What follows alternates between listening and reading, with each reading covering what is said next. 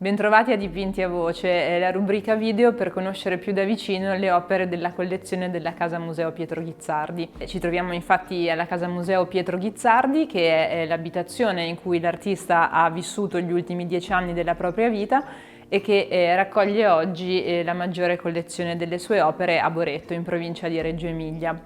Pietro Ghizzardi è stato uno fra i più importanti artisti dell'outsider art italiana ed europea. Si è espresso non solo attraverso la pittura, ma anche attraverso la scrittura. Ha scritto infatti l'autobiografia, mi ricordo ancora, che ha vinto il premio Viareggio nel 1977.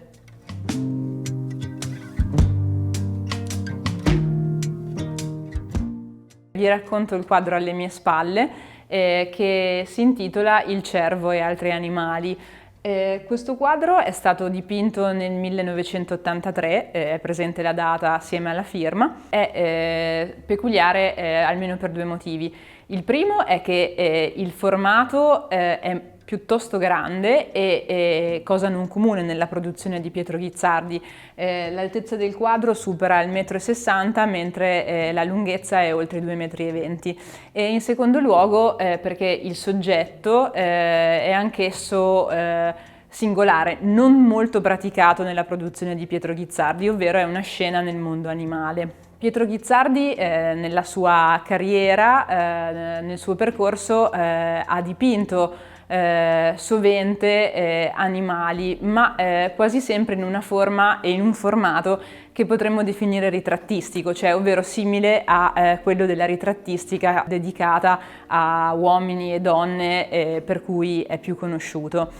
Pietro Ghizzardi si sperimenta con queste scene su grande formato, utilizzando come supporto il compensato. Questo dipinto, come altri che raffigurano scene analoghe, ma anche scene paesaggistiche con degli inserti umani, ma delle atmosfere che potremmo definire surreali e un po' metafisiche, appunto sono eseguiti sul compensato e sono quasi tutte databili nei primi anni '80, cioè negli anni che hanno preceduto poi la sua morte, avvenuta nel 1986.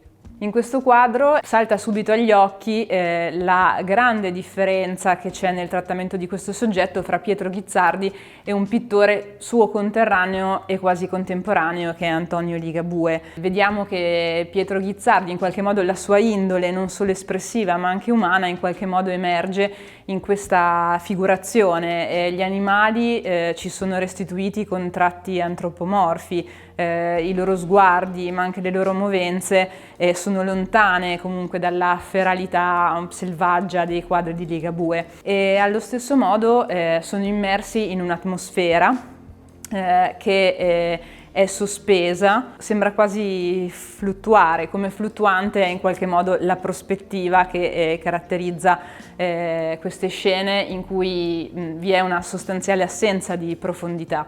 Ghizzardi attinge i soggetti che inscena in questo bosco, che però ha anche delle tinte quasi desertiche, accostando elementi fra loro molto lontani. Il cervo che dà il titolo al quadro sicuramente è una specie in qualche modo autoctona della zona appunto di Pietro Ghizzardi, insomma non della pianura, ma sicuramente un animale che conosciamo anche alle nostre latitudini, al quale però affianca una fiera.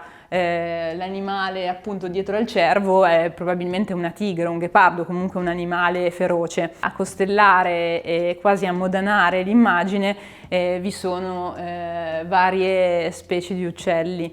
Gli uccelli sono in qualche modo un soggetto amato, caro a Ghizzardi, e anche un piccolo vezzo che spesso ha utilizzato anche nella ritrattistica umana per ingentilire e nobilitare la rappresentazione.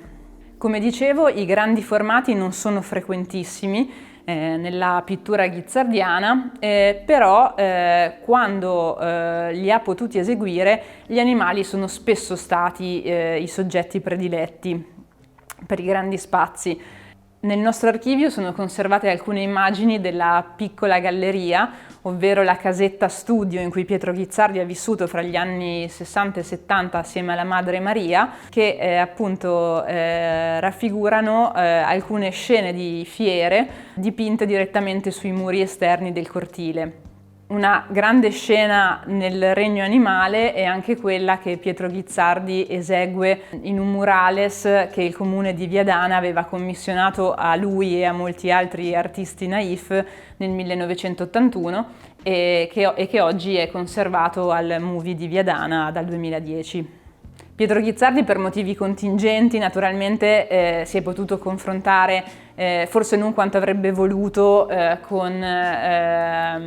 con dei formati ampi, però ricordiamo che forse uno dei momenti più alti della sua produzione ha a che fare proprio con la pittura muraria. Mi riferisco infatti agli affreschi di Villa Falugi, il casino di caccia napoleonico situato nel centro di Boretto, che nel 1969 Ghizzardi affrescò.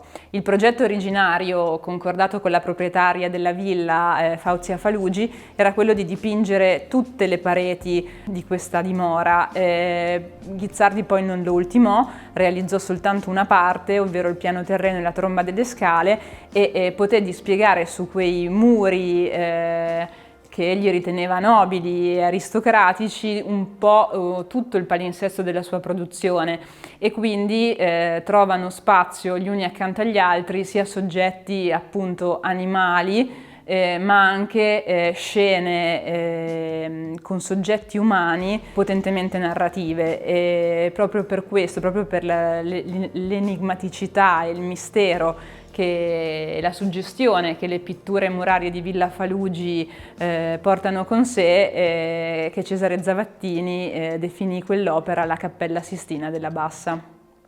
Grazie per averci seguito e ci vediamo al prossimo episodio di Dipinti a Voce.